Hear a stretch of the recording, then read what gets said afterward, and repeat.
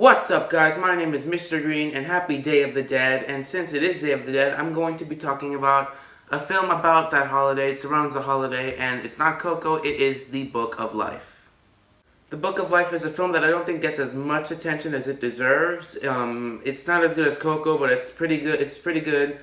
Still, encapsulates the spirit of the holiday. And you know what? Since the day is the day that it is, I decided I'd talk about it. I'm going to be doing the usual, talking about what's good, talking about what's bad, and I don't actually have a Blu-ray, and it's not on Netflix, because I realized Netflix, though it has a lot, is still slightly limiting, so I'm just going to change the name of that playlist to Streaming Review, and this is going to be, I'm going to do sort of sections. So the Netflix ones are going to have the red in the thumbnail, they're going to say Netflix Review, and this one, I have it on Prime, Amazon Prime that is, Amazon Prime Video, and it'll be Prime Review or Amazon Review, whichever I settle on. You clicked on the video, you know what the thumbnail is.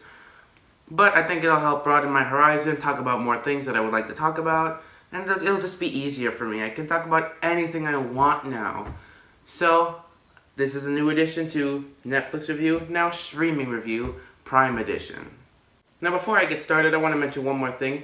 As I promised to you in the last video, I am now not only on Instagram, but I am on Letterboxd. So follow me on Letterboxd and Instagram. I'll leave links for both of those in the description down below. I know I'm broadening my horizons, doing things that I never thought I would do or want to do. But hey, we all make sacrifices, so let me just jump right into the review. Alright, now I just want to, right off the bat, talk about the animation. This movie looks gorgeous. I don't want to compare it that much to Coco animation-wise because there are different styles of animations. Like if you wanted to get technical, I guess you could say Coco had better animation, but this one has more unique animation. Off the top of my head, I can't think of other movies that look like this. I mean, it's like you're watching kind of wooden figurines, a little bit. And just the animation, and I like that all the main characters, since it's only a story being told to some students. And they show all the figurines and all that, so the main characters are this kind of wooden figurine model look to them. But the two, La Santa Muerte and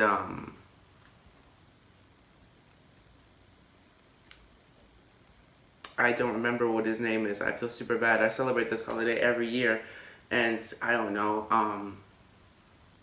Give me a second.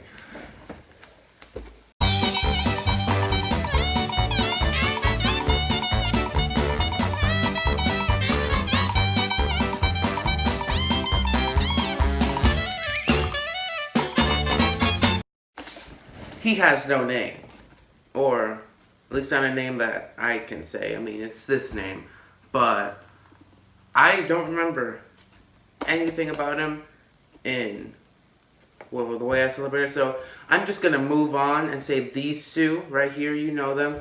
They have this different kind of animation. They're not like figurines. They're a lot more. They're a little. They don't have those kind of, I don't know, the things that connect the other characters together. They're more fluid, but they're not solid either. They're kind of a little bit more bendy than normal, because they're technically supernatural things. Along with the Candlemaker, he's more fluffy by the looks of it.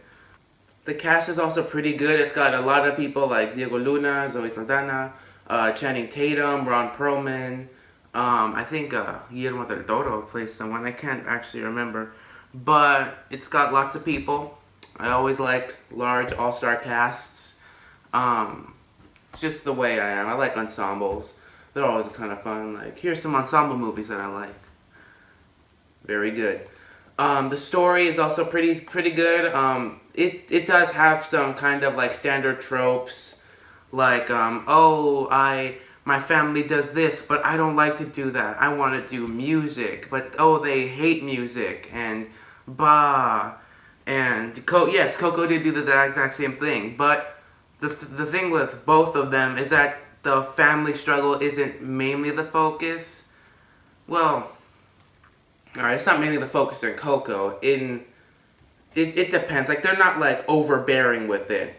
Although I do think between which one I think handled it better, I think in this aspect Coco did it a little bit better. But again, I gotta stop trying to compare them. They're different films. And if anyone that says that they're just ripping off each other, I'll say they rip off the story a bit, like the plot line, not the fact that it's surrounded by the holidays, because there's so many Christmas movies, so just want to put that out there real quick. And I'm going to move on to my next point. The score and the cinematography, they're pretty like normal, nothing like stellar there. The writing is pretty solid. I will give credit to the songs that they use. I don't think there were any original songs. Fact check. But the songs that they did use were pretty good songs. I liked them. They had a nice flow to them. I liked the way they were sung. They were just really nice to hear. And that's that. As for flaws, as previously stated, some of the story beats seemed a bit too like standard and cliche, a little bit repetitive. And the main wager, the driving force for the film, is kind of weird when you think about it. I mean, they're betting that this person's gonna marry this person or this person's gonna marry this person, and since they're like 6 or whatever, 10 maybe, I don't know, it's a little weird, and just in general, that's a bit of a strange bet, and I highly doubt that this kid would be able to keep a medal that keeps him from dying a secret for over 10 minutes. I mean, I would, because if you tell me to keep something quiet, I will keep it quiet. But I don't know, maybe it's because it's Channing Tatum. So guys, in the end, The Book of Life is a really good film. Good to watch around this time of year if you celebrate it. If you don't, you should watch it anyway. Regardless, it's got great animation, a good cast, it's a few little bit repetitive moments, some strange plot lines, but that doesn't matter. It's still a really good film, underrated, honestly, and I'm going to give The Book of Life a B+. Alright, still gotta do my usual thing for Amazon and stuff. Alright, now I gotta do my usual thing that I do with these streaming reviews. And how does it look on the streaming service, and should you spend money on buying a physical copy? Amazon Prime is a little bit weird because they don't have the strongest system. I don't like their whole formatting. I don't like the fast forward and rewind. And since it is Amazon, it can be like the servers can get like really like taking in a lot, so you won't always get the highest picture quality with Amazon, and same goes for all the streaming services, which is why I think just physical copies for things are better. But with Amazon, it's a bit more apparent, and I'm not gonna lie, like there have been times I've been watching the movie when like it starts skipping and all that, and it gets really annoying. But that's just Amazon on its own, and the way the animation looks and the way it all sounds, like the sound mixing and editing, I do think this would sound really nice, like without having to worry about like it getting all grainy and pixely and skipping and buffering and all that you get with streaming services, and most of all in Amazon. But so do I recommend buying The Book of Life on Blu-ray? Yes, you should buy The Book of Life on Blu-ray. Well, now that's that. Thank you so much for watching. Leave a like, share, subscribe, follow me on the things that I told you about earlier in this video.